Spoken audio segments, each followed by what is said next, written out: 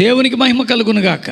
రండి మరొకసారి ఈ పరిశుద్ధ ఆదివారం ముందు దేవుని వాక్యపు లోతుల్లోనికి మనం వెళ్ళడానికి ప్రయత్నం చేద్దాం.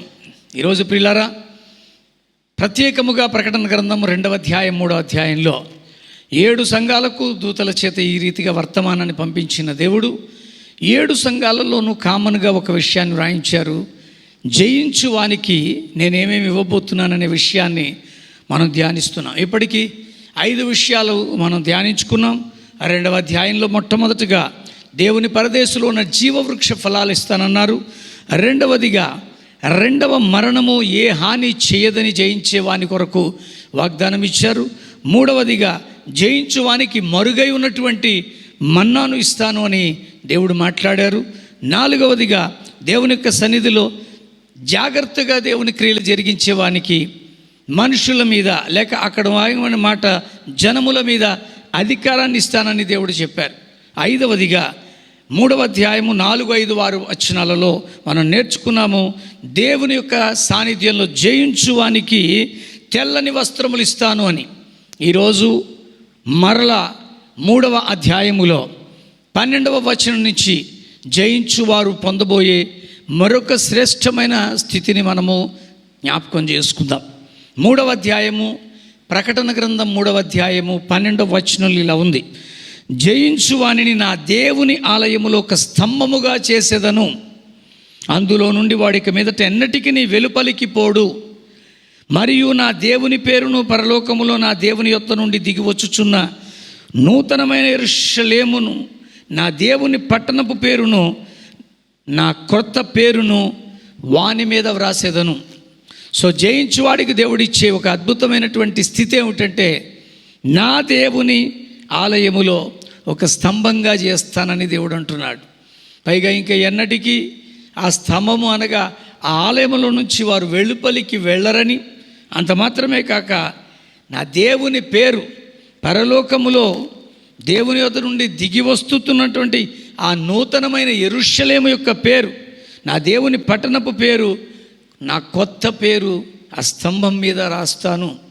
ఈరోజు ప్రియులారా, లోకరీతిగా మనము అనేక కట్టడాలు చూస్తుంటాం. వాటి మీద కొంతమంది ఈ కట్టడము వీరి చేత నిర్మాణం చేయబడిందని పేర్లు రాసుకుంటారు. ఇంకా చెప్పాలంటే కొన్ని దేవాలయాల్లోనూ లేక దేవుని ఆరాధన చేసే మందిరాలలోనూ ఆయా స్థలాలలో డొనేట్ చేసినటువంటి ఫ్యాన్ల మీద, ట్యూబ్ లైట్ల మీద, వాటర్ యొక్క క్యాన్ల మీద, వాటి మీద వాళ్ళ పేర్లు రాసుకుంటారు. మంచిదే. నేను అనేది పరలోకములో దేవుని యొక్క ఆలయములో స్తంభముగా ఉండి అక్కడ దాని మీద కొత్త పేరు రాయబడాలి. అది ఎవరికంటే జయించేవానికి ఇస్తానంటున్నాడు. నీవు దేవుని ఆలయంలో స్తంభముగా ఉండాలని దేవుని ఆశ. నేను అంటున్నాను, ఇక్కడ స్తంభము అనగా ఆధారము అని అర్థం. పెద్ద పెద్ద బిల్డింగ్లు అవనియండి, ఎంత పెద్ద కట్టడాలు అవనియండి, బ్రిడ్జిలు అవనియండి, స్తంభాలు ఆధారానికి సంకేతాలుగా ఉన్నాయి.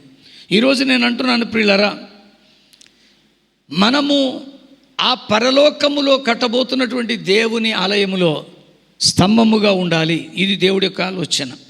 నీవు దేవుని ఆలయంలో స్తంభంగా ఉండాలనుకుంటే ఈ భూమి మీద మనము ఎలా ఉంటున్నాం, అక్కడ ఆ దేవాలయానికి నువ్వు నేను ఆధారంగా ఉండాలంటే ఇక్కడ ఎవరు ఎక్కువ ఆయన మీద ఆధారపడతారో, ఎవరు ఎక్కువ ఆయనని ఆధారంగా చేసుకుని తమ భక్తి జీవితాన్ని జయకరంగా మార్చుకుంటారో వారినే దేవుడు ఎంచుకొని తన దేవుని ఆలయములో ఒక స్తంభంగా లేక ఒక ఆధారంగా చేసుకుంటారు. ఆలోచన చేసుకుందాం ప్రియులారా, ఇక్కడ ఎవరిపై మనం ఆధారపడుతున్నాం, ఈ భూమి మీద ఎవరిని మనం ఆధారంగా చేసుకున్నాం. ఎందుకంటున్నానంటే, మనము దేవుని పక్షముగా దేవుని రాజ్య వ్యాప్తిలో మన స్తంభాలుగా ఉండాలని దేవుని ఆలోచన. గలతీయులకు రాసిన పత్రికలో 2వ అధ్యాయము 8, 9 వచనాలను మనం గమనిస్తే, అనగా సున్నతి పొందిన వారికి అపోస్తులుడొకటకు పేతురునకును సామర్థ్యము కలుగు చేసిన వాడు, అన్యజనులకు అపోస్తులుడొకటకు నాకును సామర్థ్యం కలుగు చేసిన వారు చేసినని మీరు గ్రహించుకోండి. ఈరోజు స్తంభములుగా ఎంచబడినటువంటి యాకోబు, కేఫా, యోహానను వారు నాకు అనుగ్రహింపబడిన కృపను కనుగొని మేము అన్యజనులకు తాము సున్నతి పొందని వారికి అపోస్తులుగా ఉండవాలని చెప్పి తమలో పాలివారమగుటకు సూచనగా నాకును బర్నబాకు కుడిచే ఇచ్చారు. వాళ్ళు ఆల్రెడీ దైవరాజ్య వ్యాప్తిలో స్తంభాలుగా ఉన్నారు. అందుకని స్తంభములుగా ఎంచబడిన యాకోబు, కేఫా, యోహాన్ ఈరోజు మాకెందుకు చేతులు ఇచ్చారంటే మేము కూడా దైవరాజ్య వ్యాప్తిలో ఆ ప్రభువుని ప్రకటించడంలో, అనేక మందికి సత్యాన్ని బోధించడంలో మమ్మల్ని కూడా స్తంభాలుగా ఎంచారు. ఈరోజు ప్రియమైన వారలారా, ఇక్కడ మనం గమనిస్తే వీళ్ళందరూ దేవుని యొక్క సువార్తలో, దేవుని యొక్క సువార్త విషయంలో లేక దేవుని రాజ్య విస్తరణలో స్తంభాలుగా ఎంచబడ్డారు. నిశ్చయముగా నేను అనుకుంటాను వీళ్ళందరినీ దేవుడు తన ఆలయంలో స్తంభాలుగా చేసుకోగలడని. ఎందుకంటున్నానంటే ప్రియులరా, ఈరోజు మనము దేని మీద ఆధారపడుతున్నాం? ఈరోజు ఈ భూమి మీద జీవించినంత కాలము మన ఆధారము ఎవరు? బైబిల్లో చూస్తే చాలామంది విశ్వాసము చాలా భూ సంబంధమైన వాటి మీద ఆధారపడుతుంది.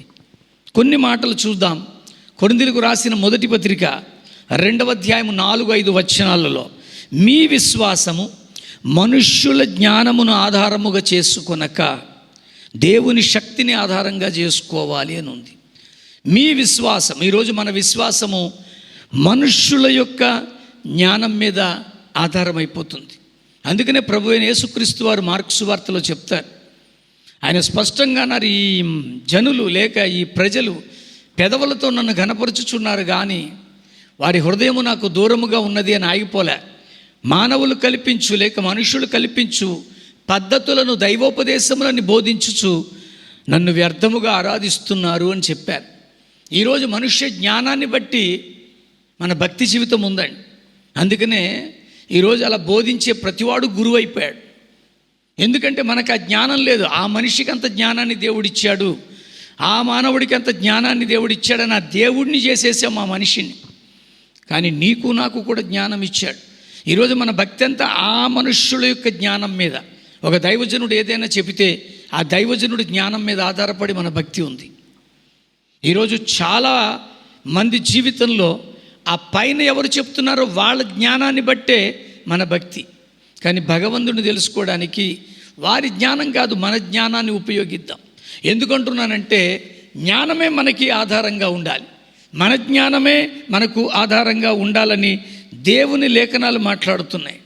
ఈరోజు నేను అంటున్నాను, దేవుని యొక్క సన్నిధిలో ఒక వచనాన్ని మీరు జ్ఞాపకం చేసుకుంటే, ప్రసంగి అంటాడు 7వ అధ్యాయము 19వ వచనంలో, పట్టణమందుండు 10 మంది అధికారుల కంటే జ్ఞానము గల వారికి జ్ఞానమే ఎక్కువైన ఆధారము.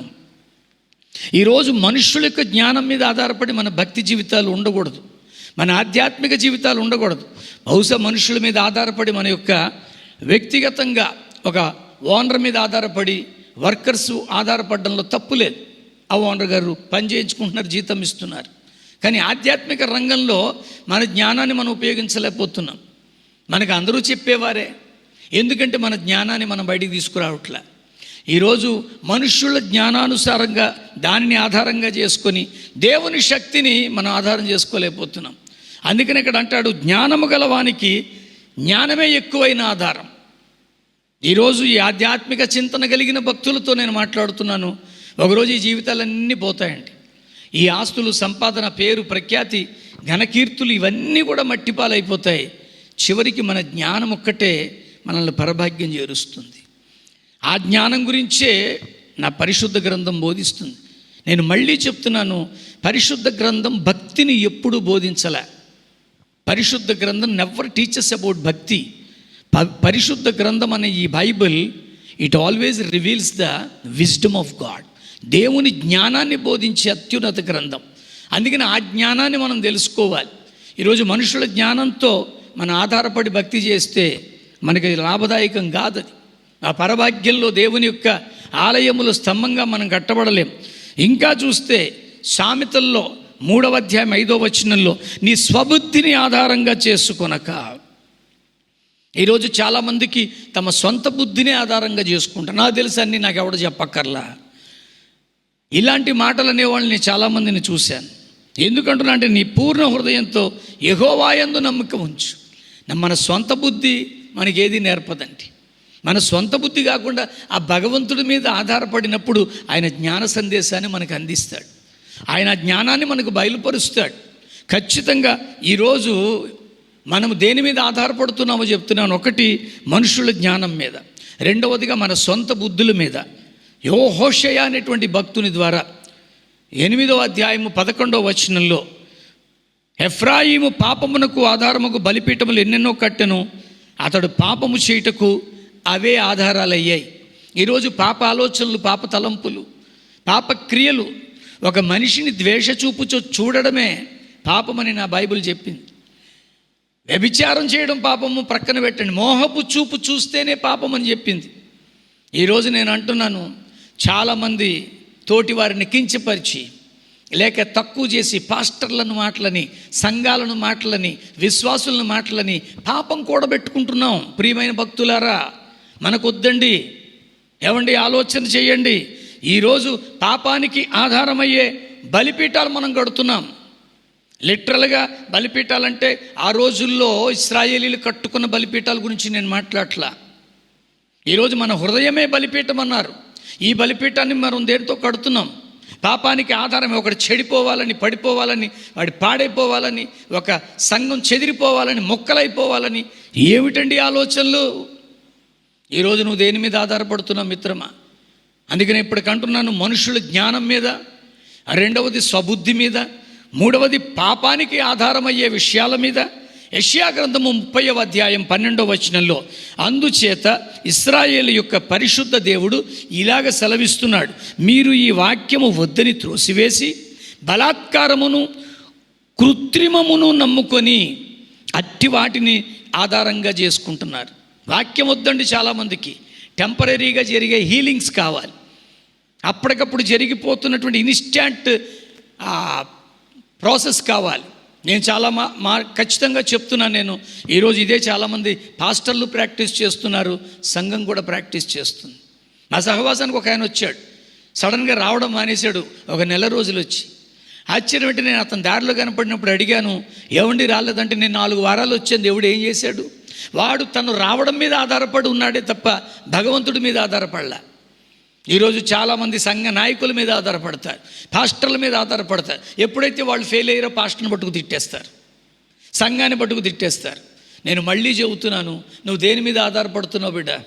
దేవుని వాక్యం అంటుంది, అసలైన వాక్యాన్ని త్రోసివేసి బలాత్కారంగా, కృత్రిమములు, టెంపరీగా జరిగే ఆ యొక్క మిరాకిల్స్ కొరకే ఎదురు చూస్తున్నారండి. ఇవన్నీ వాస్తవాలు కాదు. ఈరోజు వీటి మీద ఎక్కువగా ఆ ప్రాస్పరిటీ ప్రీచింగ్స్ ఎక్కువైపోయినాయి. మీరు దేవుడి దగ్గరికి రండి, మీ బ్యాంక్ బ్యాలెన్స్ పెరిగిపోద్ది. ఎలా పెరిగిపోద్దండి? నేను దేవుడి దగ్గరికి వచ్చి ఇన్నేళ్ళైనా నా బ్యాంక్ బ్యాలెన్స్ ఎప్పుడు పెరగల. దాని అర్థం ఏమిటి అసలు? దేవుడి దగ్గరికి వస్తే బ్యాంకులో బ్యాలెన్స్ ఉన్నా లేకపోయినా పోషించే దేవుడు మనకు తోడుకుంటాడు. దేవునికి స్తోత్రం కలుగునగాక. ఏమిటండి ప్రీచింగ్స్? ఏమిటండి మాటలు? మనకి ఇప్పుడు కావాలండి. మనం దేన్ని ఆధారంగా ఉన్నామంటే, ఈ సంఘంలో ఏముందో డైరెక్ట్గా వాక్యం చెప్తాడు, ఆయనైతే అద్భుతాలు చేస్తున్నాడు, ఆయనైతే కింద పడేస్తున్నాడు, ఆయనైతే ఏదో పోస్తున్నాడు. వద్దండి. నిజముగా వాక్యమును త్రోసివేసి, అక్కడ ఎంత చక్కగా చెబుతున్నాడంటే, మీరు ఈ వాక్యము వద్దని త్రోసివేసి బలాత్కారమును కృత్రిమమును నమ్ముకొని అట్టి వాటిని ఆధారంగా చేసుకుంటున్నారు. బలవంతంగా ఈరోజు డబ్బులు గుంచేస్తున్నారండి. నాకు తెలిసిన ఒక పాస్టర్ గారు, ఒక ఆమె అందంట, మా ఇంట్లో సమస్యలు ఉన్నాయి, ప్రార్థన చేయండి అని. అమ్మ, మేము 7 వారాలు మీ ఇంటికి వస్తాము, 7 వారాలు వచ్చేటప్పుడు 7 సేవకులు వస్తాము, వచ్చినప్పుడల్లా మాకు అన్నం పెట్టి ప్రతిసారి ఒక్కొక్కరికి 100 రూపాయలు ఇవ్వాలన్నాడండి. అసలు ఇవన్నీ ఎక్కడవండి? నేను అంటున్నాను, ఇవన్నీ ఆధారం చేసుకొని. ఆయన ఎవడో నాతో ఫోటో తీయించుకుంటే 200 రూపాయలు అవుతాయి, షేక్ హ్యాండ్ ఇచ్చుకుంటే 200 రూపాయలు అవుతాయి. What all these nonsense things which are no way connected with Bible. పరిశుద్ధ గ్రంథముతో సంబంధం లేని క్రియలండి ఇవన్నీ. నాతో ఫోటో తీయించుకుంటే మీకేంటండి? నాకు 10,000 రూపాయలు ఇస్తే మీకేంటండి? నా ఫోటో మీ ఇంట్లో పెట్టుకుంటే ఏమైనా గొప్ప అది? నేను మళ్ళీ చెప్తున్నాను, ఇవన్నీ రాంగ్ ప్రీచింగ్స్ అండి. ఇలాంటి కృత్రిమమైనటువంటి వాటి కొరకే కక్కుర్తిపడే విశ్వాసులుగా మీరు ఉండొద్దు. ఖచ్చితంగా వాక్యానుసారంగా మాట్లాడుతున్నాను. ఇర్మియా భక్తుని ద్వారా 7వ అధ్యాయం 4వ వచనంలో, ఈ స్థలము యెహోవా ఆలయం, దేవుడు నివసించే స్థలం. ఈ స్థలం యెహోవా ఆలయం, ఈ స్థలము యెహోవా ఆలయం అని మీరు చెప్పుచున్నారే, ఈ మోసకరమైన మాటల్ని ఆధారంగా చేసుకోకండి. నేను అంటున్నాను, ఇవన్నీ వాక్యాలు ఉన్నాయండి బైబిల్లో. ఈరోజు ఇక్కడే అద్భుతాలు జరిగిపోతాయి, ఇక్కడికి వస్తే మీకు మిరకల్స్ అయిపోతాయి, ఇక్కడికి వస్తే మీకు అన్నీ టాప్గా అయిపోతాయి. ఒక్క పెద్ద గాలివాన వస్తే తుక్కు కింద వెళ్ళిపోతుందండి అది. నేను మళ్ళీ చెప్తున్నాను ప్రియులారా, ఈరోజు అలాంటి మోసకరమైన బోధల్ని మీరు ఆధారం చేసుకుంటున్నారు. అందుకే అంటున్నాను, మనుషుల జ్ఞానాన్ని ఆధారం చేసుకుంటున్నారు, సొంత బుద్ధిని ఆధారంగా చేసుకుంటున్నారు, పాపానికి ఆధారముకు వాటిని ఆధారం చేసుకుంటున్నారు, బలాత్కారము కృత్రిమాన్ని ఆధారం చేసుకుంటున్నారు, మోసకరమైన మాటలను ఆధారంగా చేసుకుంటున్నారు. వీటిని ఆధారంగా చేసుకొని భక్తి చేసేవాడు నిశ్చయముగా పరలోక భాగ్యంలో పాలు పొందే అవకాశాలు లేవు. మరి ఎవరండి ఆ స్తంభాలుగా అక్కడ ఉంచబడతారు, ఎవరి పైన ఆయన పేరు రాయబోతున్నారో అది నేర్చుకుందాం.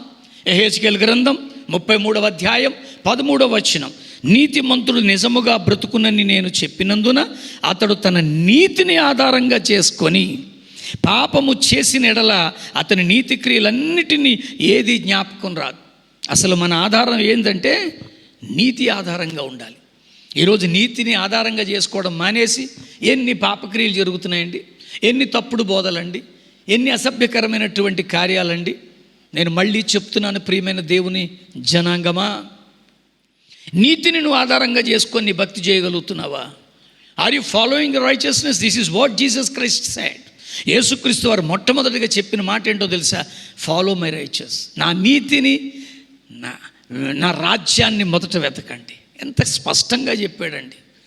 నా నీతిని, నా రాజ్యాన్ని, నా పేరు కాదు, నావి మందిరాలు కాదు. ఇప్పుడు వాటిని ఆధారంగా చేసుకుని మన భక్తి, మేము పలానా మందిరానికి వెళ్తున్నాం, పలానా పాస్టర్ గారి దగ్గరికి వెళ్తున్నాం అని గర్వంగా చెప్పుకుంటున్నావే, నీతికి ఆధారమైన దేవుడి దగ్గర గర్వంగా ఉన్నావా? నువ్వేం పెద్ద గొప్ప ఏం కాదండి. ఆ పాస్టర్ గారి దగ్గరికి వెళ్తే దేవుడు నిన్ను స్తంభంగా చేస్తాడు అనుకుంటున్నావా మిత్రమా? నీతికి ఆధారంగా ఉండవలసినటువంటి వారే నీతిని ఆధారంగా చేసుకొని పాపము చేస్తున్నారు. ఆ ప్రభు పేరు చెప్పుకొనే, ఆ క్రీస్తుని ప్రకటిస్తున్నామన్నటువంటి మాట చెప్పుకొనే ఈరోజు ఓపెన్గా మాట్లాడుతున్నాను. ప్రియులారా, మీరు ఏది ఆధారంగా చేసుకొని మీ భక్తి జీవితంలో ముందుకు వెళ్తున్నారు? మళ్ళీ చెప్తున్నాను, అతని నీతి క్రియలన్నిటిలో ఏదియు దేవుడు జ్ఞాపకానికి తెచ్చుకోడంట. నువ్వు అనుకుంటున్నావు నీతి అని, కానీ ఆ నీతి దేవుడి దృష్టికి మురికి గుడ్డ. మళ్ళీ చెబుతున్నాను, ఎందుకంటే అసలు నీతికి ఆధారంగా దేవుడే పెట్టుకున్నాడండి. కీర్తన 97వ కీర్తన 2, మేఘాంధకారములు ఆయన చుట్టూ ఉండును, నీతి న్యాయములు ఆయన సింహాసనానికి ఆధారం. నేను అంటున్నాను, ఈరోజు నీతి అనేది నీలో ఉందా? ఆయన సింహాసనానికి ఆధారమైన ఆ నీతి మనకి ఇక్కడ ఆధారంగా ఉండాలి. కీర్తన 89:14 అంటున్నాడు, నీతి న్యాయములు నీ సింహాసనానికి ఆధారాలు. ఈరోజు నువ్వు నీతిగా ఉన్నావా మిత్రమా? న్యాయంగా ఉన్నావా? నువ్వు జయించువాడి లెక్కలోకి వస్తావు. ఖచ్చితంగా నేను చెబుతున్నాను. ప్రసంగి అంటున్నాడు 7వ అధ్యాయం 19లో ఆ మాట, నీకు నిజంగా ఆ జ్ఞానము ఉంటే ఆ జ్ఞానమే నువ్వు ఆధారంగా చేసుకో. ఆ జ్ఞానాన్ని నువ్వు ఆధారంగా చేసుకున్నప్పుడు ఆ పరభాగ్యంలో దేవుని యొక్క ఆలయంలో స్తంభంగా చేసుకోవడానికి ఇష్టపడుతున్నాడు. యోబు భక్తుడు అంటాడు 4వ అధ్యాయం 6లో, నీ భక్తి నీకు ధైర్యం పుట్టింపదా? నీ యథార్థ ప్రవర్తన నీ నిరీక్షణకు ఆధారం కాదా? ఈరోజు నీతి నీకు ఆధారంగా ఉండాలి, న్యాయము నీకు ఆధారంగా ఉండాలి, యథార్థ ప్రవర్తన నీకు ఆధారంగా ఉండాలి, నిరీక్షణ అనేది నీకు ఆధారంగా ఉండాలి. ఎందుకంటున్నానంటే రోమాపత్రిక 4వ అధ్యాయం 18వ వచనంలో, నీ సంతానము ఇలాగ ఉండునని చెప్పిన దానిని బట్టి తాను అనేక జనములకు తండ్రి అగునట్లు నిరీక్షణకు ఆధారము లేనప్పుడు అతడు నిరీక్షణ కలిగి నమ్మాడు. ఈరోజు నువ్వు నమ్ము మిత్రమా, ఈ విపత్కర పరిస్థితుల్లో నుంచి మనుషుల్ని నమ్ముట కంటే యెహోవాను ఆశ్రయించుట మేలు. ఆయన ఆధారంగా చేసుకొని ఇప్పుడున్నటువంటి పరిస్థితులన్నింటినీ మనం చక్కదిద్దుకోగలం. అందుకనే అంటున్నాను, దేవుని యొక్క సాన్నిధ్యంలో తిమోతికు రాసినటువంటి మొదటి పత్రికలో 3వ అధ్యాయం 15వ వచనంలో, దేవుని మందిరములో అనగా జీవము గల దేవుని సంఘములో జనులు ఎలాగ ప్రవర్తింపవలెనో అది నీకు తెలియవలనని ఈ సంగతులు నీకు నేను రాస్తున్నాను. ఆ సంఘము సత్యమునకు స్తంభమై ఆధారమై ఉంది. ఈరోజు నువ్వు సత్యానికి కట్టుబడుతున్నావా? పనికి మాలిన జిమ్మిక్కులు మ్యాజిక్కులు చేసేవారు వెనకపడి అలాంటి వాళ్ళు బైబిల్లో ఉన్నారండి. సిమోను గారడివాడు అని ఒకడు ఉన్నాడు. వాడి వెనక జనం బోళ్ళు మంది పోయేవారు. సత్యాన్ని గ్రహించిన జనం అతని దగ్గరికి వెళ్ళడం మానేశారు. ఈరోజు కేవలము నువ్వు దేన్ని ఆధారం చేసుకుంటున్నావు? మందిరము సంఖ్య, వాళ్ళు చేస్తున్నటువంటి ఈ భూ సంబంధమైన కార్యాలకు నువ్వు విలువిస్తున్నావా?